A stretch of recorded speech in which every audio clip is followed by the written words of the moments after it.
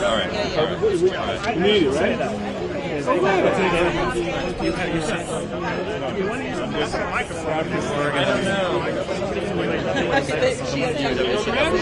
Where's the person? I see a megaphone coming. The megaphone lady. I see a student worker.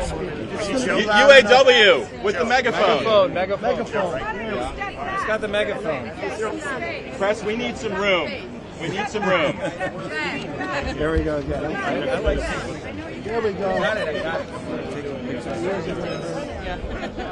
No, this is fine. You go.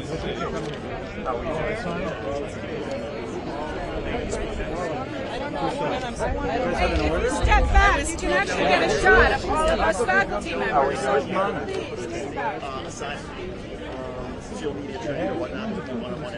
Who are you with?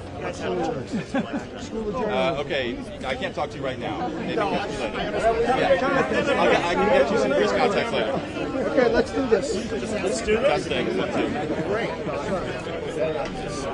That's siren. No, we'll have mine goes right. I had somebody on my head. I'm sorry. Use this one.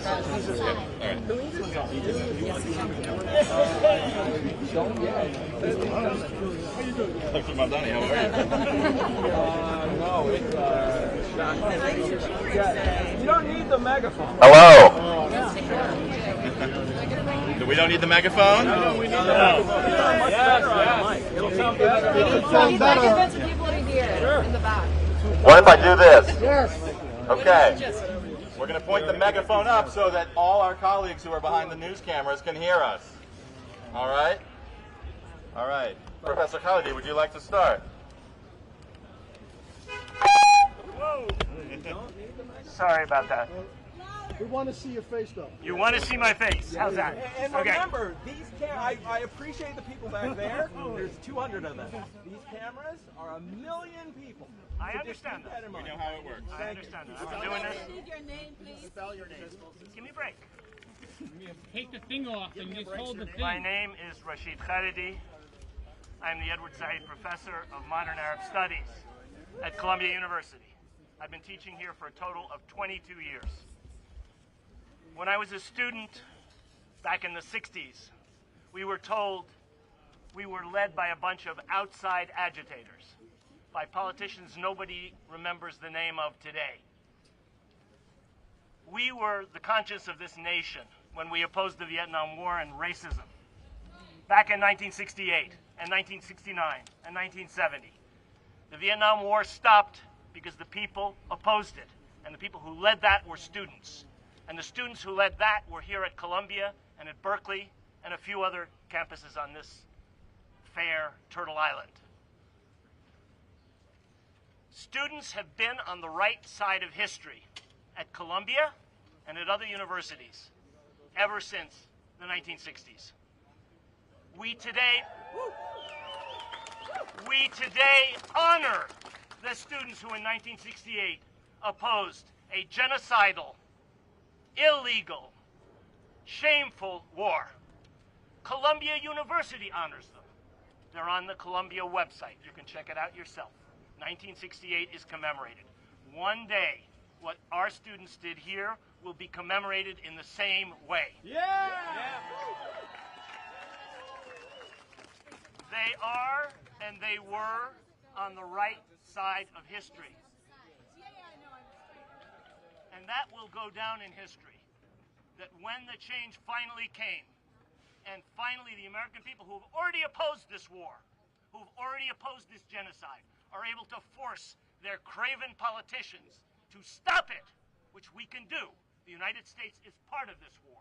Every plane bombing Gaza is an American plane, F-16s, F-15s, F-35s. Every helicopter, Apache, is American. Every bomb drop is American. Those are our taxes. Those are our representatives. Shame on them. And shame on the administration of this university. They will go down in infamy for having done what they did the other night. Today, nobody remembers the names of the administrators and the trustees who ordered the police onto the Columbia campus on 1968. They have gone down in ignominy so will these leaders, President Shafik and the Board of Trustees. And the students will be remembered one day on a Columbia website as the people who helped change the course of this country. Together with the brave students up at CCNY, we should shout out to them. Together with the students at NYU, FIT, all over this country. What we are witnessing in terms of police repression is a tiny fraction of what people under occupation in Palestine have been experiencing for 56 years.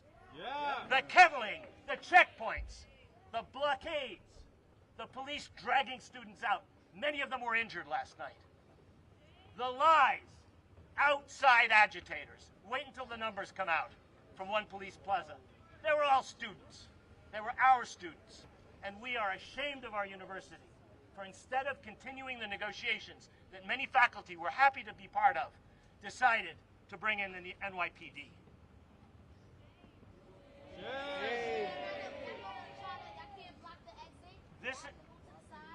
This administration has brought disgrace on Columbia University.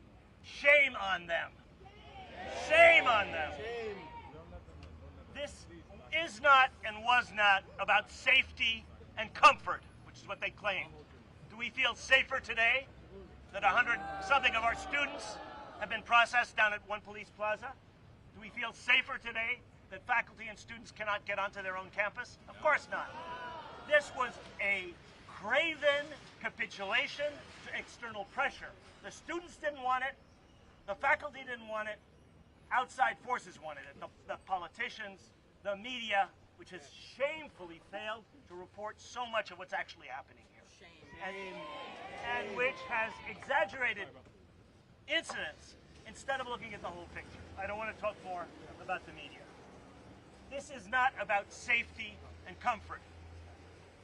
This is about the moral issue. Why are you blaming Indonesia? This is not about safety and comfort. This is about a genocide being carried on with American money and with American weapons against a people that has been living under occupation for generation after generation after generation. That's what it's really about. That's what the students were about, and that's what faculty and staff for Justice in Palestine are about. Why are your supporters trying to block that? We are faculty and staff who believe that our students should be safe. All of our students should be safe. But the right to protest, the right to free speech, and academic freedom, which is being infringed as we speak, university protocols, the arrangements that this university made since 1968 to deal with these things have been swept aside in an arbitrary fashion by this administration in response to external pressures. Shame on this university. I repeat one more time, this is not about Columbia or CCNY or Berkeley or UCLA or any other place where the students have risen up. This is the conscience of a nation speaking through your kids, through young people who are risking their futures, who are risking suspension, expulsion, criminal arrest in order to wake people up in this country. It's absolutely essential. Public opinion is already with us. It's just the politicians, the media, and the trustees and administration of this university who are blind, deaf, and dumb to the demand of a moral imperative coming from our students. Thank you very much.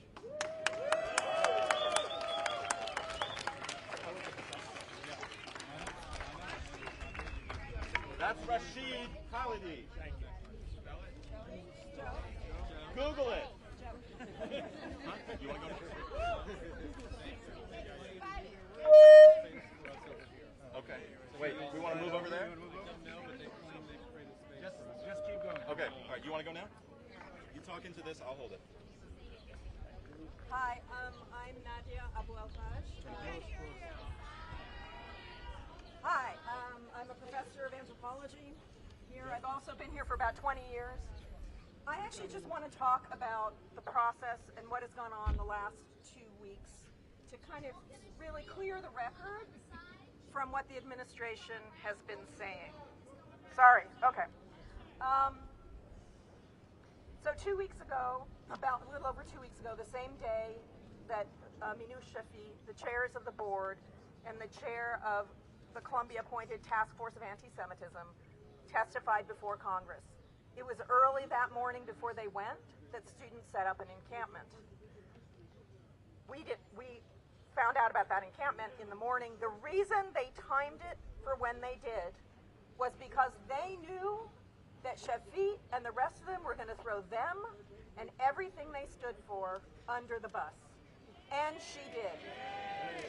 She never challenged the image of Columbia University as a cesspool of anti-Semitism. She never challenged the descriptions of those students as anti-Semites. She, in the meantime, threw faculty members by name under the bus and the entire principle of academic freedom and faculty governance under the bus. The next day, the police came in. It was pure. She had promised Congress she would crack down, and she did. It was political theater for Congress. That didn't work. There was another encampment set up. So finally they decided maybe we should negotiate. But contrary to what they're saying, those negotiations were not sincere. The people in the room may have been sincere, but the administration was jerking everybody around. They wouldn't give it. I'm going to give two examples. One is Monday night, when they were given a deadline to make the encampment by 12 p.m., they were threatened by the negotiators that if they did not take the encampment apart, the National Guard would come in. The students were terrified, and one of the students decided to reach out to Hochul's office, and she said, or the office said, "We don't know what you're talking about. We have no intention of bringing the National Guard in."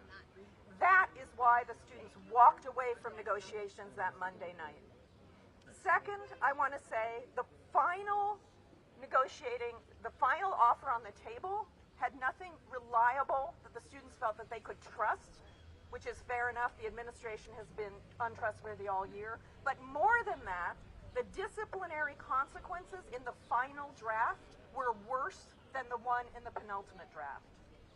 And the final thing I want to say is several of us yesterday, including the University Senate, spent all day trying to negotiate to get a handful of faculty back onto campus so that we could mediate and de-escalate the situation. They strung us along until we knew they were bringing the police in, and they had made the decision to bring the police in first thing yesterday morning. They have been lying all along, and they have refused to let faculty members who have relationships with these students step in and try and de-escalate and mediate for weeks now. Thank you. All right. Look, we've got more to say, but we're being asked for safety to move down the sidewalk. Could you all, cameras right here, move back so that the faculty can move, please? Elisa, can you come with us? We're going to relocate for the rest of this.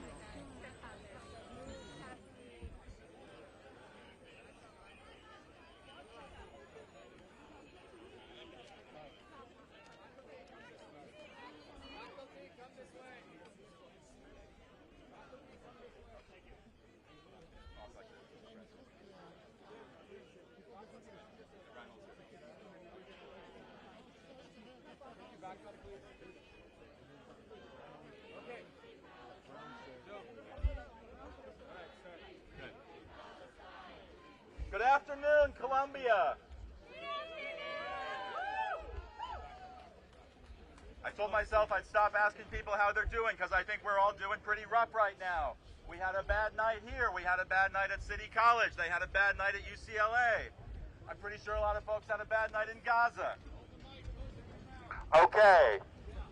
My name is Joseph Howley. I'm an associate professor of classics at this university. I hold a doctorate from one of the oldest universities in Great Britain. I have published scholarship in the top journals and presses of my field. I have served on committees at every level of this university, from my department to the university senate. I am a devoted faculty, steward, and servant of this institution, and I could not be more furious that we are out here doing this again already. I am wearing an orange vest. When the university called the police for the first time on our students, they made the encampment a flashpoint. Provocateurs and troublemakers were threatening to come into the camp and cause trouble, and the students, knowing the university would not keep them safe, asked faculty to step up as de-escalators to keep them safe. All week long, faculty in these vests have been out there stopping trouble, protecting our students from troublemakers and from the police. So that's what this vest is about. I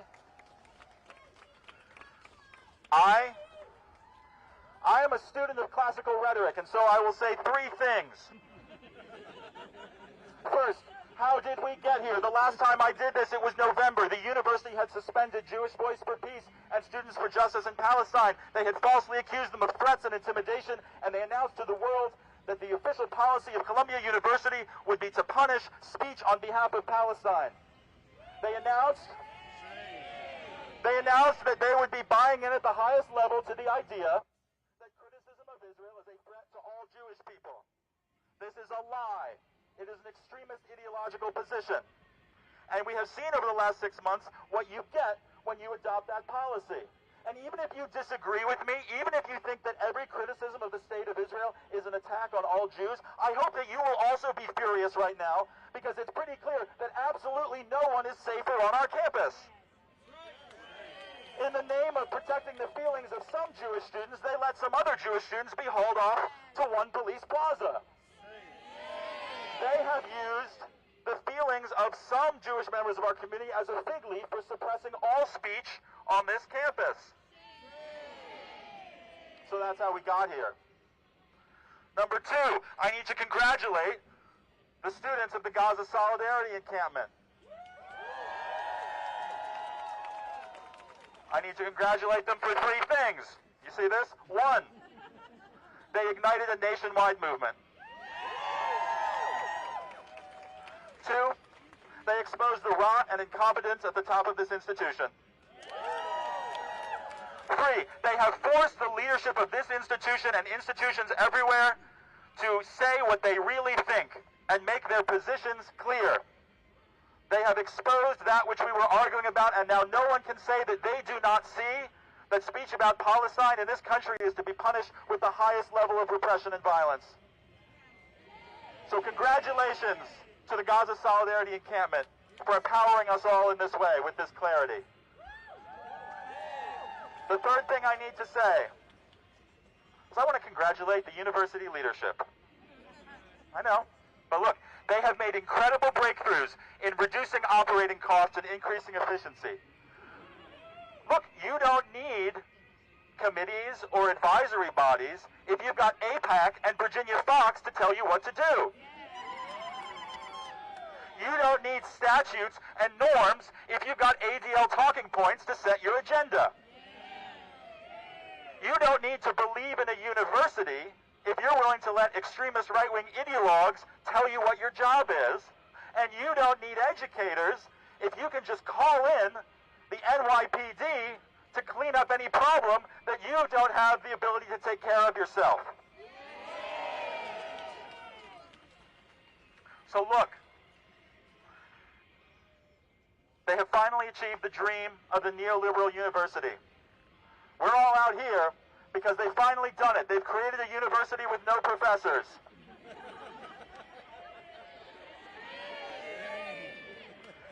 There is not a single university left in Gaza.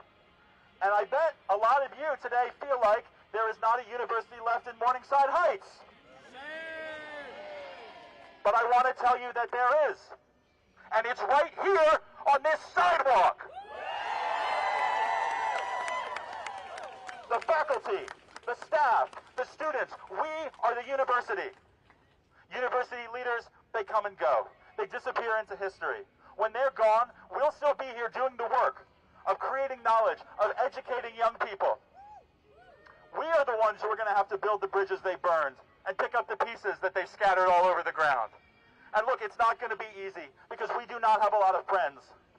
I only saw very few elected officials coming down here and actually talking to all of our students about what was going on. I want to shout out Jamal Bowen for actually talking to students in the camp and students outside the camp. I want to shout out Council Member Salam for coming and actually seeing what was going on here. But I haven't seen our council member, and I haven't seen our congressman, and I haven't heard from our senators. We know our governor's not on our side. We know that the President of the United States is not on our side because he took time out of his busy schedule for the last 2 weeks to issue press release after press release about our students and their scary Arabic words, telling our university leaders to do exactly what they did last night. So we know the politicians don't have our back. My family's tradition tells us in every generation there is a pharaoh. I know some of you know what I'm talking about. Okay, the holiday of Passover has just ended, but we are still in the Mitzrayim, we are still in the narrow places of bondage, okay, and tribulation. But we know that liberation is coming because we, the faculty, staff, and students, we are all together. We are united. We are going to be putting the pieces back together and rebuilding the university that they have so callously destroyed, all right? So, I don't know what that is in there, but this is a university.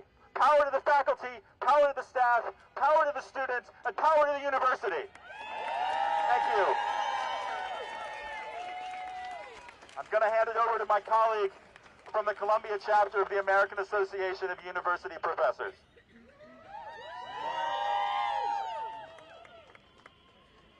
Hi, everybody. My name is Mana Kia, and I'm here to read a draft statement that the AAUP chapter is working on and will release later today. And in this draft statement, we unequivocally condemn President Shafiq, the Columbia Board of Trustees, and other senior administrators involved in the decision to call in the NYPD to clear campus of student protesters. Yesterday, they made the decision to call in the police yet again without even the semblance of communication or consultation with the faculty or any of its bodies. Indeed, faculty and staff have been locked out of our own campus. We have been excluded from participating in any attempts to arrive at a peaceful and just response to the demands of student protesters. The university administration chose not to include the Senate to participate in de-escalating what has resulted in a brutal police crackdown on our students, now shamefully witnessed by the whole world. I also find it ironic that the bipartisan U.S. Congress has pressured the administration to forego democratic processes. Armed police on campus, student arrests, and harsh discipline was not the only path through this crisis. In response to student protester demands, for instance, Brown University agreed to begin a process which includes students to bring divestment in companies connected to the Israeli military before its Board of Trustees in the fall. This resulted in peaceful disbanding of the encampment. That Columbia's administration has decided to circumvent democratic processes, to resort to violent arrests of students, and a militarized lockdown of our campus has irrevocably destroyed any trust between them and the students, staff, and faculty of this community. We strongly and emphatically declare no confidence in this administration.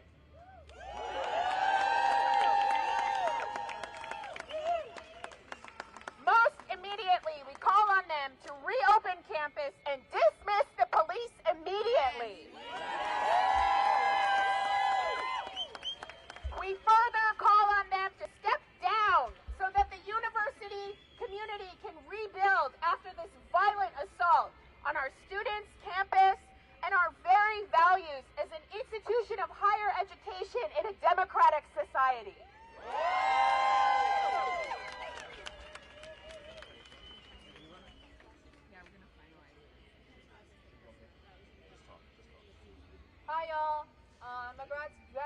that was here last night. I want to thank you all for showing up today.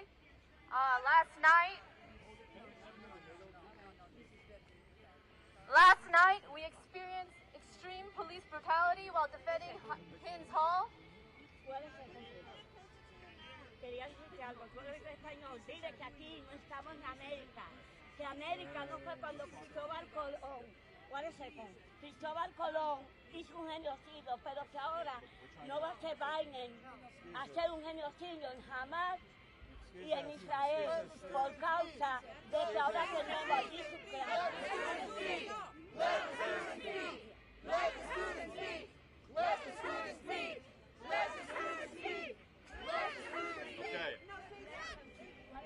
All right, before I was interrupted, so I'm a graduate student here at Teachers College. I was here last night. Last night we experienced extreme police brutality while defending Hins Hall. Despite our peaceful protests, the police ambushed us. We were tackled and beaten. My hands were handcuffed so tightly that even lifting my pinky caused extreme harm and excruciating pain.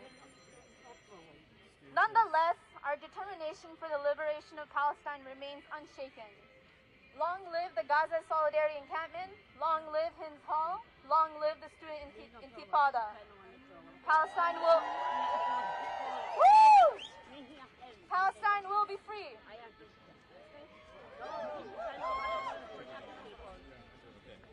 You remember Cristóbal Colón genocide for America. America anticipated for everybody, no more genocide.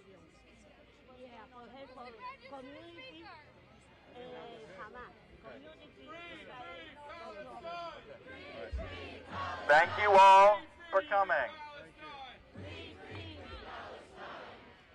I stand there, everybody.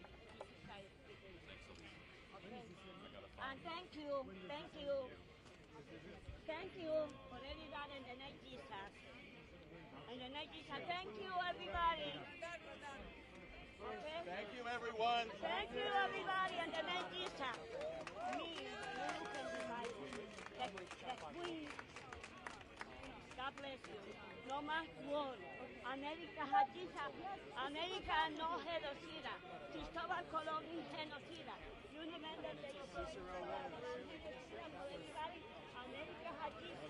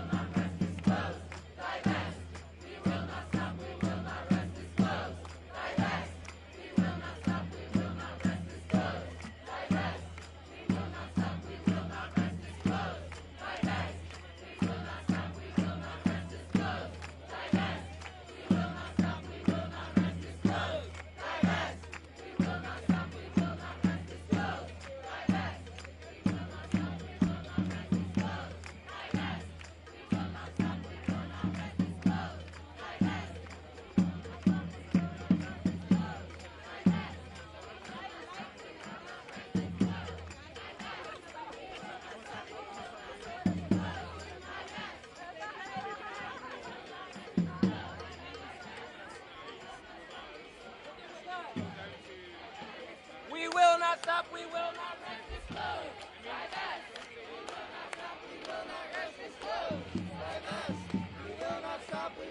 rest this cause.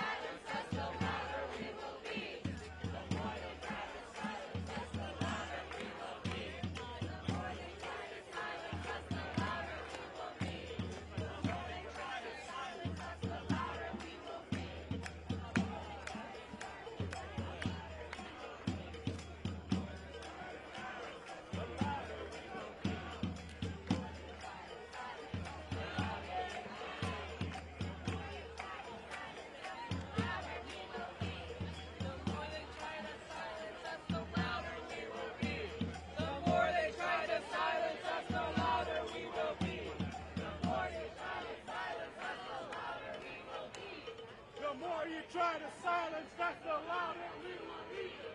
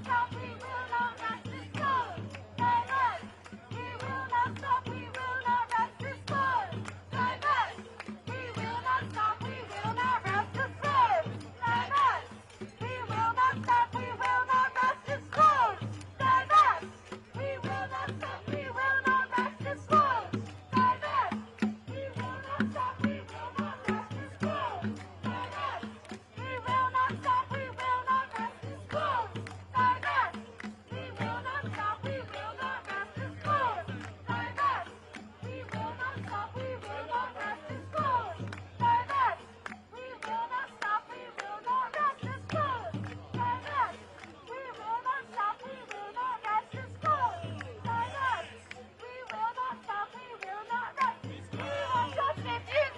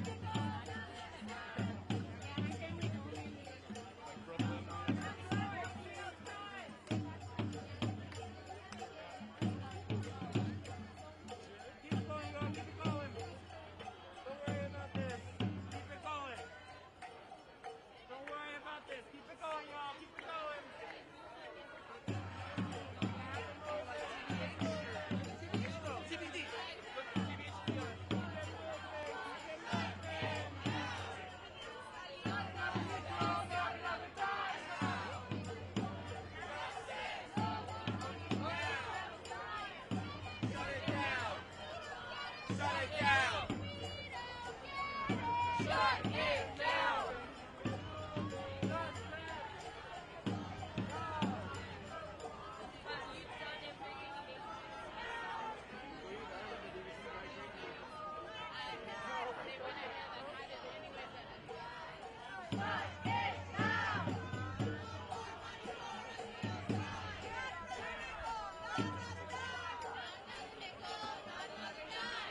more money for Israel's crime! No more money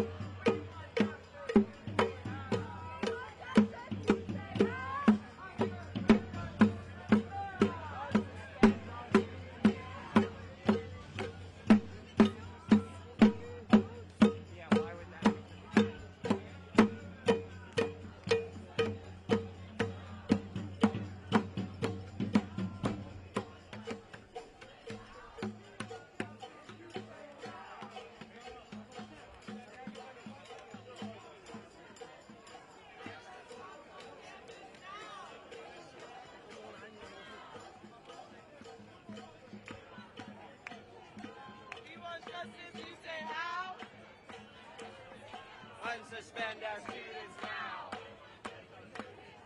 We want justice, you say how? We want justice, you say how?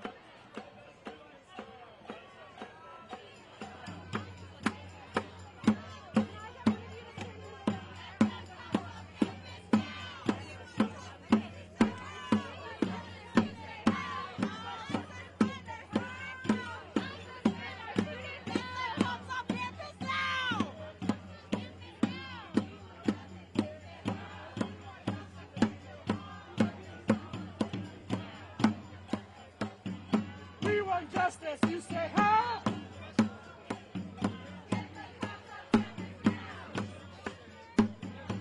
We want justice, you say how?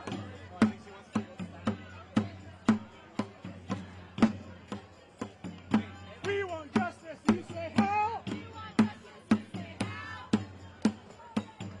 Get the cops off campus now! Get the cops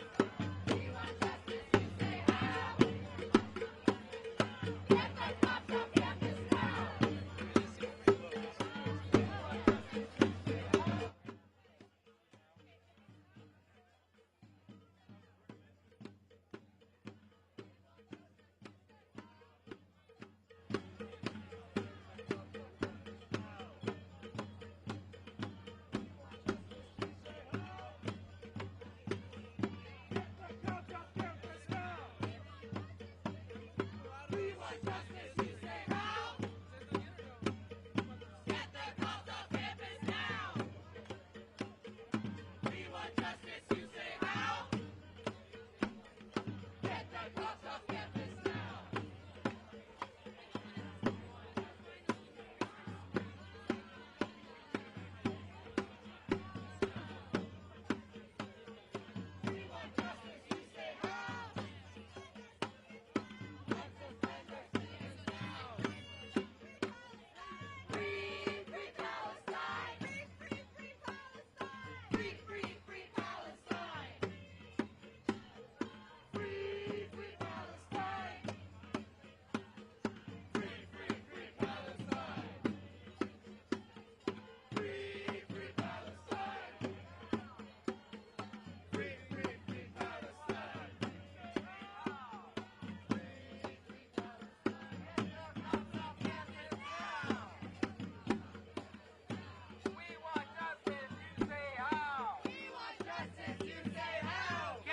Cops off campus now!